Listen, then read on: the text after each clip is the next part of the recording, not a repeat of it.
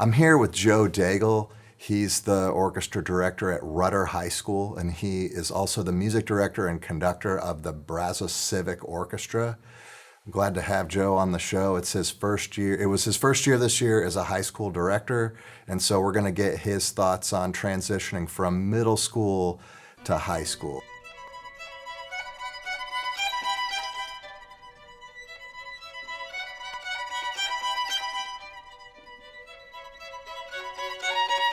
You taught in middle school for 5 years, and they were what, like 12, 13? Yeah. And then high school 14 through 17. So you take that 17-year-old and compare them to that 12-year-old. They've lived like 30 to 40% longer. Mm-hmm. They've been on this planet 30 to 40% longer. Lots more life experience. Yeah. What do you feel was the, if anything, what were the social differences, and how did that change your approach to maintaining a classroom environment? Wow, what a great question, and a great thing to think about. The big difference, even between a freshman and a senior, there's a huge difference. One of the big differences I saw, and it was actually very welcome, is that I noticed that behavior was less of an issue. I think that middle school is such a difficult time for our brains and our maturity that it's difficult to maintain composure all the time for some of these kids. Whereas in high school, that most of that has been worked out, and when they come into class, they're expecting to do class instead of just whatever fun thing they might have on their mind at the time. So that was a big difference there that I noticed from the middle school level to the high school level. They stop whenever I stop. Right? They don't keep playing. They don't keep talking. When I give a gesture, it's done, and they know that we're going to move on to the next thing. Those kind of things are very welcome, very, very welcome, and something that I enjoyed more at the high school level than I had boyfriends and girlfriends. Big deal in high school. You know, it's I had a student that was very, very in the room every morning to practice, in the room every afternoon to practice. All of a sudden became involved with another student and never saw him again. And so it's one of those things that the focus, there is so many things to focus on in high school. And I think boyfriend-girlfriend relationships, I think that's one that surprised me of how impactful it is in the high school classroom, because it's like they're waiting, they're going to meet that boyfriend or girlfriend as soon as they get out of class. And you know, it's just a different approach. So that was different. Middle school, none of it was as serious. There might have been some relationships, but not like in high school. What did you do differently on the podium because the kids are more mature, they're more responsible? You know, what could you do differently to take advantage of that? I do some exercises, and I always do these at the beginning of a year, but I typically I'll come back to them throughout the year. And I do some exercises which we're just playing scales or we're doing really simple stuff. But I do it in a way from the podium that it requires them to not pay attention to what's on the page. In other words, they're having to, we're playing a scale, but I'm telling them how loud to play it. I'm telling them how fast to play it. I'm telling them when to change notes.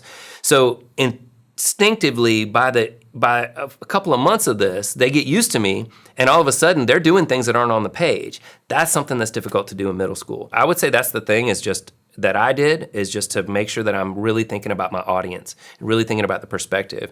I ask a lot of questions.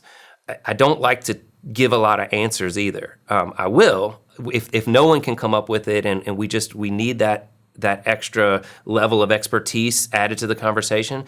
But for the most part, I'm asking lots and lots and lots of questions to the ensemble, trying to get their brains engaged and get them thinking. What I'll do is I have everybody think about the answer, whether or not they know it or not. And then I try to get some voices out of the ensemble to give us some input on what we think the answer to the question is.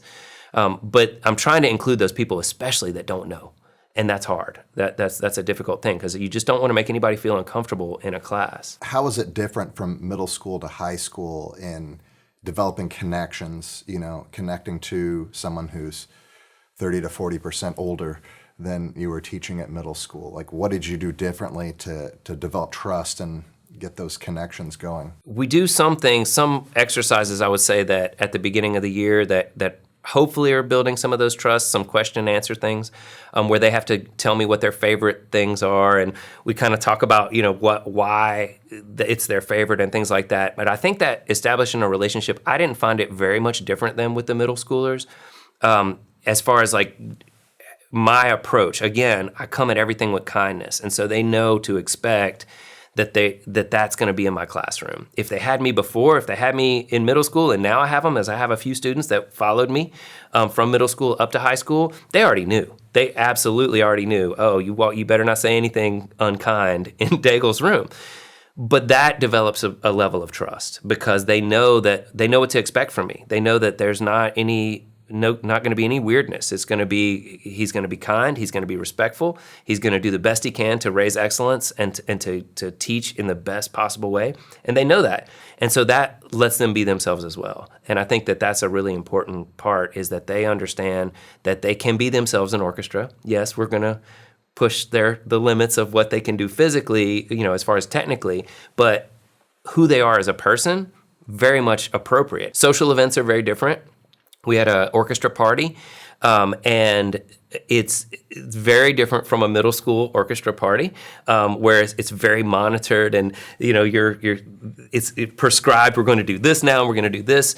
With the high schoolers, we were able to play games, listen to music, kind of hang out. Some of them went in the hallway and put a table in the hallway on their own. They didn't ask me if they could do it. They wanted to hang out with their friends in the hallway, so they moved a table out there. So those kind of things. Whereas I don't know that you could do that with a middle school. They need a little more hands-on than the high schoolers did. Awesome, man. Hey, I really appreciate you coming on. Yeah, thank you. Yeah. Tell the viewers where they can find you. Where can they go to hire you, maybe as a region clinician or as a judge or as a consultant or something like that? Yeah, probably the easiest way to get a hold of me is through the Brazos Civic Orchestra, which is brazoscivicorchestra.org. And I can be reached through that. We're on Facebook.